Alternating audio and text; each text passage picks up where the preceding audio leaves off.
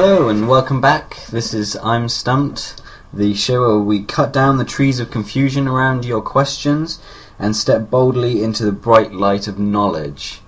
With me as always is my partner in crime, Shaun. Good evening, Chris. And first of all, I really want to say thank you for your generous response to our show, all the questions that we've received.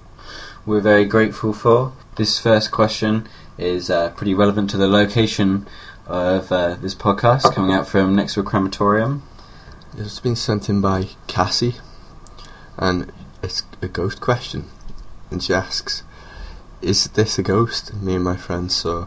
And she says, I've asked this question before, but I forgot to mention that my brother's pet died the same day. Just saying in case this makes any difference. But it was going to die anyway, so I'm not saying it died.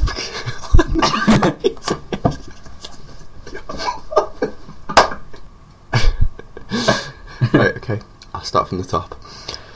Basically, my mate came over to stay 2 nights ago, and we were sat down with our backs against my radiator, talking, and with the door open, so we were kind of looking out onto the landing while we were just talking. We saw this big black figure run across the landing and down the stairs. My parents or anyone went in, and it was not a shadow. It was not a robber, as it was jet black, shadowy thing, and we would not have heard human footsteps, or doors opening, or things being stolen, etc. And I can recognise a human. Well, that's good to know, isn't it? But everything is locked and secure, with a huge dog. Also, the dog, it wasn't the dog, as it's not as tall as that, and it's brown. Not black. No. If just me saw it, I would have believed it, but because my friend saw it too, and we screamed, it was defo there. What was it, a ghost or a demon thing? Right, for a start, Cassie, thanks for sending that question in, but your English is absolutely appalling. It's quite difficult to read it out on the page, the way you've written it. 2 things. One, we're not sure whether it'd be connected to your brother's pet dying the same day, are we? Because that'd be quite a strange coincidence to have your pet run across the landing once it had died. Yeah, it must have been pretty tall pet. Yeah. You know, did he have some sort of giraffe or a black figure? A black figure is a pet. Yeah. He's like a ninja pet. Also, robbers, on the whole, the aim of being a robber is not to make any noise. So the fact that you didn't hear anything doesn't necessarily mean that it wasn't a robber. It just means that it was probably quite a good robber. And another thing, if this happened at night, you haven't said whether it happened at night or in the day, but if this happened at night, then good camouflage is black, because it's dark. And if you screamed and then your friend screamed, they could have screamed because you made them jump with your scream. And then they could have just been trying to make you feel better by being yeah, I saw that too. When actually you're just going mad. Yeah, she was leaning against the radiator though, wasn't she? So she could have been hallucinating to the hot. Oh, yeah. You on any medication? Yeah, that's It's wrong to ask our listeners if they're on medication, but hey. Well, I mean, if you want to get back to us, you don't have to, but... Yeah, please send us a question if you've seen any ghost, and if you're on medication.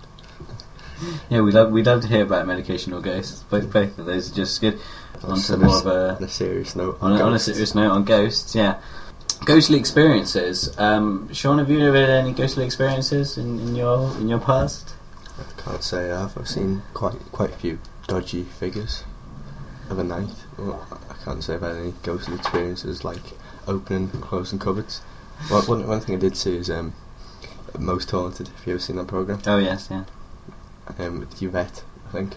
The way she goes into a building and you hear sounds which could be the creaking of floors or the windows or the wind, and she panics and goes mad, and they get that medium in, don't they? Derek Akora, I think that's his name, isn't it? Derek Akora. Tell you an interesting story about Derek Akora. He got done for drink.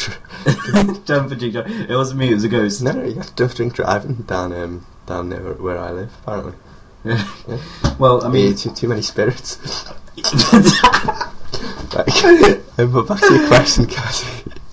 Yeah. Well, I mean, what I would say as well is that the reason that you've seen quite a lot of shadow figures is you do live in Liverpool, so you are quite likely to see quite a lot of shady figures on a night. But I've had a couple of experiences. I've had a near-death experience where I dived off a cliff, and that's a really stupid thing to do. You dived off a cliff? Yeah, I was just being stupid and dived off a cliff. Where? Portland. Portland? Yeah. Why were you diving off a cliff? Well, I mean, it's just something to do, You just dive off a cliff, into... It was deep water, but it was cold.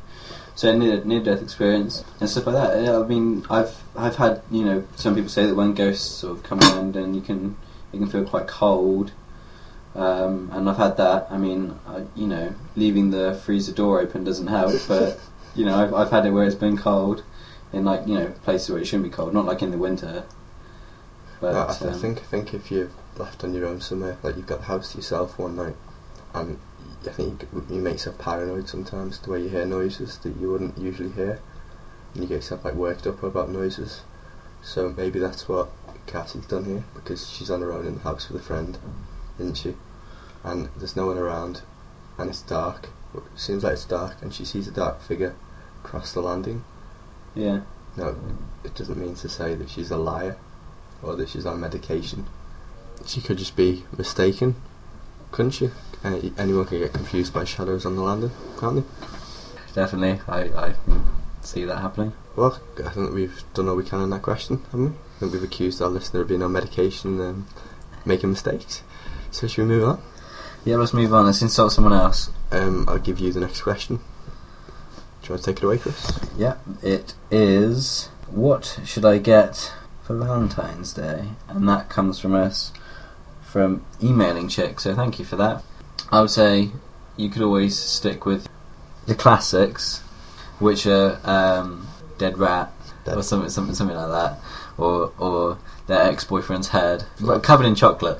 Girls love things wrapped in chocolate. Honestly, guys, it's like any type of fruit that you can think of. Even if they hate that kind of fruit, you cover it in chocolate and they love it. True story. Any other suggestions, Shaun? Yes, you could also book a table for a meal, couldn't you? Table for two, yeah, that's good. I booked a table once with one of my girlfriends, and it was all going well, but she wasn't too happy when we started playing snooker. Should we move on?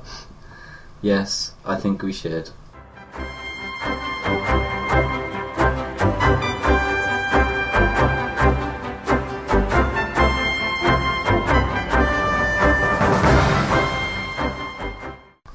Right, it's timing of the news, and we're not doing any student protests or riots this week because they're all happening in Egypt.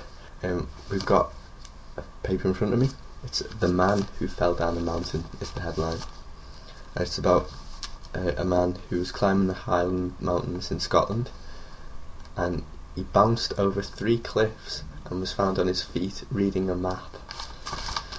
That's Superman. Yeah.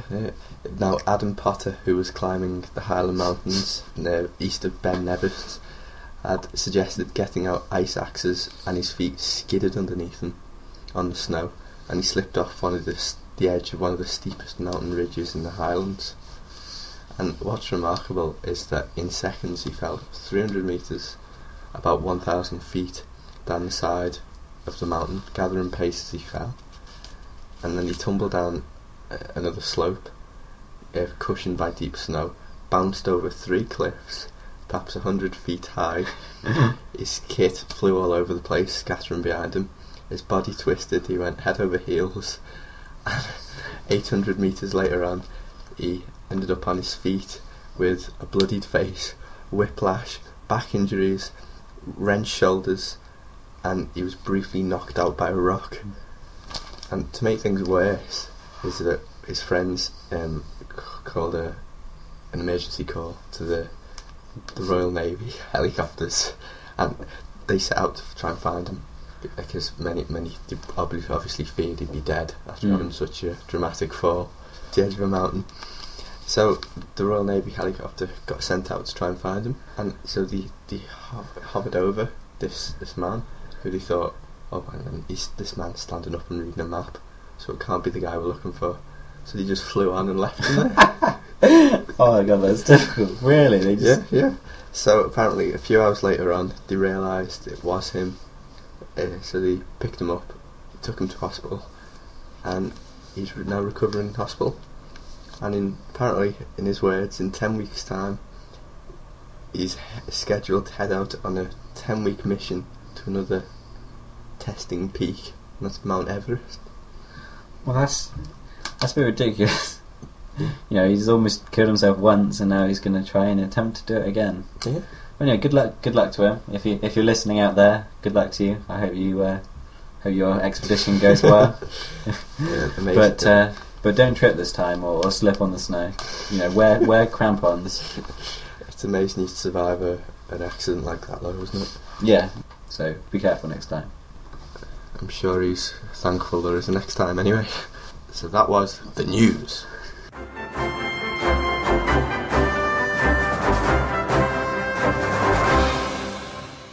Well, after the news, it's set me thinking. We live here at uni temporarily now, and often we seem to find that it can mess up your sleeping pattern, can't it? Because you tend to go to sleep quite late after you've been doing all of your hard work or your mad partying, and sometimes that means that you don't really get up until quite late in the day, so you don't really get a proper night's sleep. That fits in with the next question we've got from Wicket1, and he or she says, something seems to be grabbing me in my sleep. She continues, it's probably happened about 4 times in the past year. There have been times when I sleep when I feel something is trying to grab me. I've got a feeling that it's possibly evil, because when I call out the name of the Lord, it tends to go away. I always wake up in the same position I was when I was fighting it, and I've been feeling really guilty about this until now. Is there anything you can do? Thanks, guys. Wicket. Well, Wicket, could it possibly be that you're being possessed by the devil? I think you need to get an exorcism. Have you seen the film The Exorcism? They sort that girl right out. But yeah, that seems kind of weird. It's happened 4 times in the past year. You know, is there anything else you remember from the dream? You know, it could be something you're eating. It could be a bit of mouldy cheese or something like that. If you're eating cheese, I don't know whether that's actually true or not, but I'm imagining that it is. That if you eat cheese, do you know, Shaun? I don't really tend to eat cheese before I go to bed, but I know a few people who sometimes when they're dreaming, you seem to get like this urge to kick out, don't you, when you're dreaming sometimes? Like, say you have a dream and you're on the edge of a cliff, maybe like that mountaineer we just talked about in the news. Maybe he goes to bed now and dreams falling off the edge of a mountain, and before he hits the ground, he's like oh, wakes up, kicks out, doesn't he? Hope he doesn't do that on top of Mount Everest and just like falls out of his tent. He just falls out of another cliff. Avalanche. Yeah, exactly, yeah. But I wonder if that is true, that if sometimes you normally wake up with those dreams, don't you, before you hit the ground? You normally like jolt in bed or make... Yeah, because I mean, everyone has bad dreams, so it's not really something to be really worried about. I wonder if you didn't wake up, I wonder if you actually would die in your sleep. What, the body cannot live without the mind? Are we doing the Matrix here? If you die in a dream, you die in the real world. I don't know. Maybe. Well, I've never died in a dream, so I can't possibly comment on that. But what if this Wicket one is actually experiencing something that's real? Perhaps it could be like an animal, maybe. That, I don't know, it's disturbing him or her in his sleep or something. But maybe she should, or he should, lock the door so his stepdad can't come in overnight. That's no.